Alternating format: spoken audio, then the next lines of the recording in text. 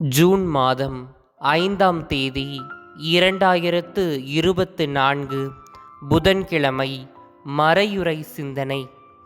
கடவுள் நமக்கு கொடுத்த வாழ்க்கையானது கோழை உள்ளத்தினரை போன்றதல்ல.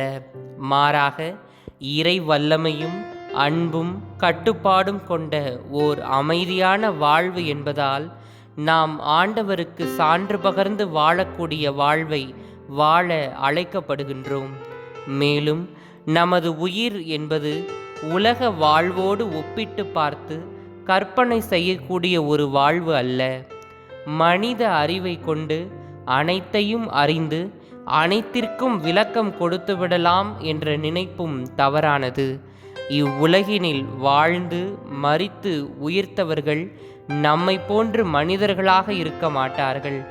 மாறாக வானதூதர்களைப் போலவே கருதப்படுவார்கள் என்ற இறை சிந்தனையோடு நாமும் அவ்வாறு வாழ முற்படுவோம்.